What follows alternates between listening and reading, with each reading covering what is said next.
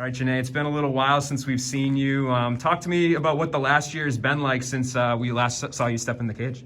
Yeah, it's been interesting, of course, just waiting for that call up and trying to figure out, I guess, when I can come out of Oz and fight somewhere that's for Bellator, obviously. We were planning to fight in London at the start of the year and then maybe Italy, and then now we're here in Connecticut. So I'm just happy to be finally realizing the thing that I really wanted to do all year, and I'm happy that I can fight during a pandemic. And I think for people that are on the outside, they say, okay, promotions are trying to get fighters fights, but this is kind of your livelihood too. So especially for you, where you're on the other side of the world, where a lot of these fighters are either in the States or in Europe. So what was the mental toll like on that, where you weren't able to go out and do what you do to make a living? Yeah, I mean, it was big, especially at the start when the pandemic hit. It was sort of like I didn't have any aspirations. I didn't have anything to work towards. I didn't have any even understanding of when all this stuff would clear up, when shows were going to start and when we could start fighting again. So it was really tough. And I guess the only positive was that I just started working on the other things in my life that needed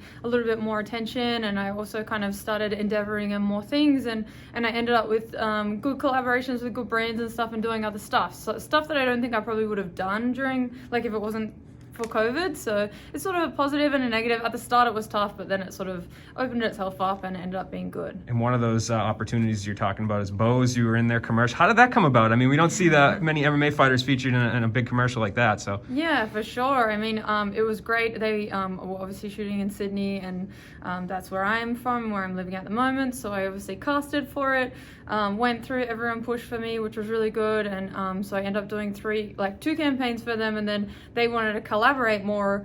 Rather than me playing an MMA fighter, I was playing myself, and they did sort of a small short film. So it was really great to work with those guys. They're actually nearby up in Boston, so it was cool to be able to create that relationship. And then of course you'll be seeing my face a little bit more often worldwide. Yeah, absolutely. And talk to me about this fight. I don't know. There's only so many women's featherweights that are in Bellator. So when one of the fights goes on, are you always paying attention? Like when you were gone?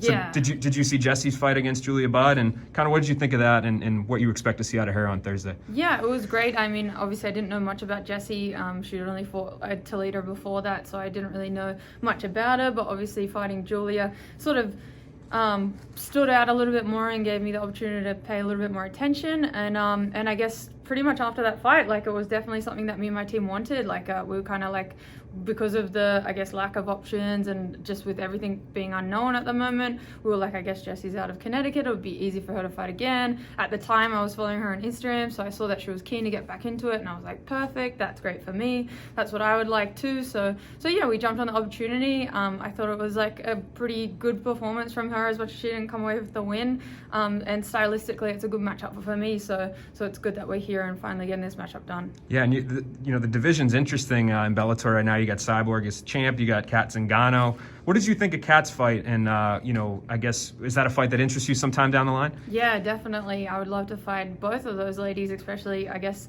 with all these new signings and with so many great opponent opportunities within the division. It's really good for me and motivating as well. But yeah, I watched Kat's last fight and I thought it was fantastic. I thought she showed a lot of maturity, and it kind of gives, as much as she would have had a lot of expectations, a lot of pressure on her debut, at the same time she rose to the occasion, and she showed why she is a name that is validated and kind of got a little bit more attention, and that's why, because of that maturity, and you can really see that experience come through. So it'll be I'll be grateful to be able to fight her maybe in the next few fights. Hopefully, you never know what happens with the division, but yeah, either way I'm open to it. In order to take one step closer to that kind of a matchup, you got to go out there and you got to win on Thursday. So how do you do it? How do you go in there and beat Jessie Mealy? What are the keys to victory, do you think, for you? Yeah, I think just sticking to what I do best, striking obviously a little bit more, staying long range, just working my takedown defense, all these kind of things. And it's cool because it's all the stuff that I sort of already do, and the things that I sort of think that are part of my style that will work